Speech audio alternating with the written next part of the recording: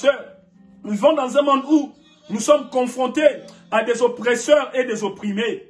Mais rassure-toi, l'Éternel a toujours été du côté de toutes ces personnes qui souffrent.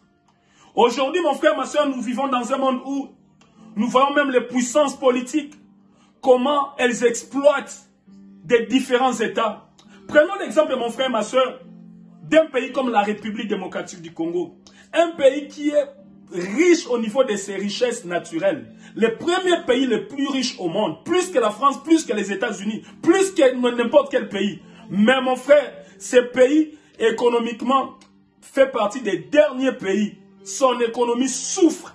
Pourquoi? Parce que les puissances occidentales se sont accaparées ces pays. Et ils se sont accaparés ces pays au détriment même du pays en question.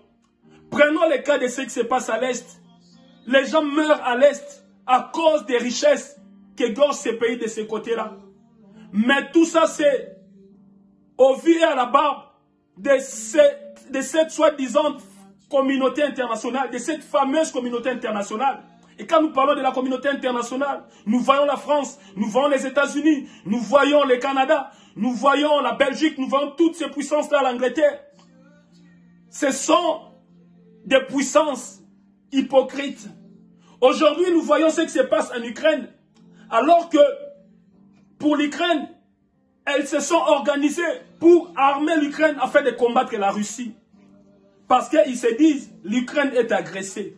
Et alors que pour la République démocratique du Congo, que ce soit les commissaires européens à la diplomatie, que ce soit les gouvernements belges récemment, que ce soit les États-Unis par la bouche de son ministre d'État aux Affaires étrangères, que ce soit les enquêteurs dépêchés par l'ONU, tous ils ont conclu que la République démocratique du Congo est agressée par les Rwandais. Les Rwandais apportent son soutien aux rebelles de M23 pour combattre la République démocratique du Congo.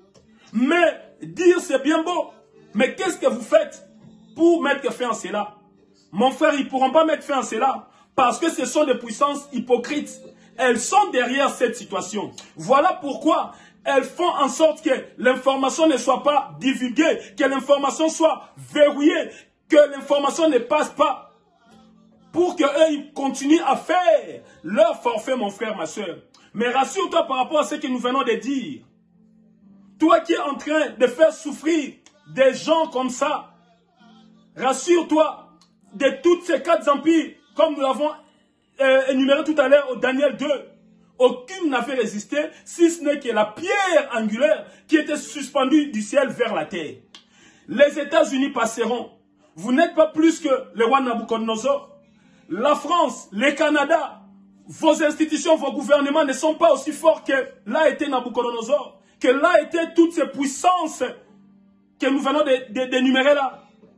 Mais aujourd'hui, toutes ces puissances-là sont passées. Et vous aussi, vous passerez. Sachez qu'il y a un Dieu, que les Congolais, il y a un Dieu, que tous ces opprimés, peu importe là où ils sont, ils invoquent. Et ce Dieu-là mettra fin à cette situation. C'est pour cela, mon frère, ma soeur, toi qui vis une situation confuse dans ta vie, toi qui subis une injustice de la part du monde, l'Éternel te dit, regarde seulement à la pierre angulaire, la pierre qui est suspendue, qui était suspendue du ciel vers la terre pour mettre fin aux 4 autres empires. Mon frère, l'état est arrivé pour toi, ta délivrance est arrivée. Sois béni mon frère, sois béni ma soeur, cette parole te